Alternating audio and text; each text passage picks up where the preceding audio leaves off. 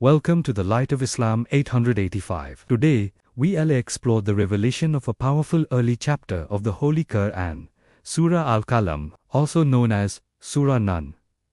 Understanding when this surah was revealed is key to grasping its profound message and the challenging circumstances of its time. Surah Al-Qalam is the 68th chapter of the Qur'an and has 52 verses. The vast majority of Islamic scholars agreed that it is a Makki surah, revealed in Makkah during the very first days of prophethood. Imagine a time when Islam was just beginning, and the number of Muslims could be counted on one hand. This is the period we're talking about.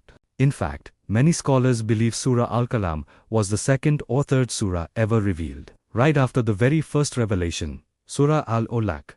While there are slight differences in opinion on the exact order, everyone agrees it belongs to the earliest phase of the Islamic message. This context is crucial. During this time, Prophet Muhammad, peace and blessings be upon him, was facing intense opposition from the leaders of Quraysh. They relentlessly mocked him, calling him a poet, a sorcerer, and even a madman. May Allah protect us from such words. It was in this hostile environment that Surah Al-Qalam was revealed as a divine defense of the Prophet's noble character. It came to comfort and reassure him, letting him know that Allah Almighty was with him and knew the truth. The surah opens with the incredibly powerful oath, "None," by the pen and what they write.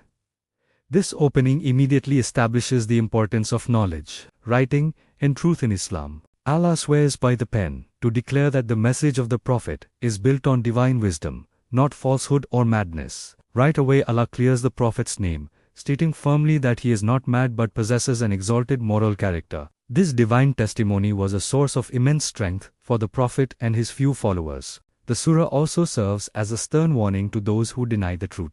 It reminds the arrogant leaders of Makkah that their wealth, status, and power mean nothing in the sight of Allah and will not save them from His judgment. A famous story within the surah illustrates this point perfectly: the parable of the people of the garden. These men owned a beautiful, fruitful garden and greedily planned to harvest all its produce in the early morning, specifically to avoid giving any share to the poor and needy. Because of their selfishness and ingratitude, Allah sent a disaster that destroyed their entire garden overnight. When they arrived, they found only ruins. This story is a timeless lesson about the dangers of arrogance, greed, and forgetting our duty to Allah and to others.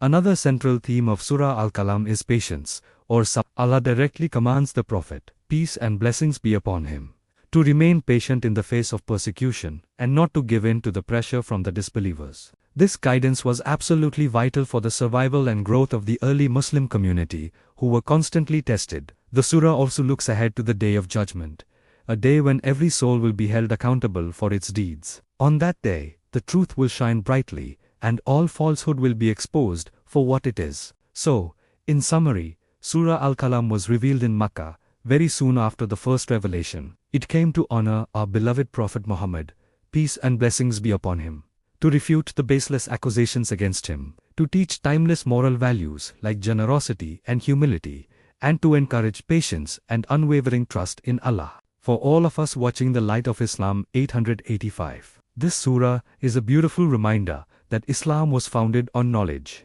good character, and perseverance values that remain essential for every Muslim today. If you found this explanation beneficial, please show your support for the Light of Islam 885 by liking this video, sharing it with others, and subscribing to our channel for more authentic Islamic knowledge. May Allah guide us all to understand and live by the teachings of the Quran. Ameen.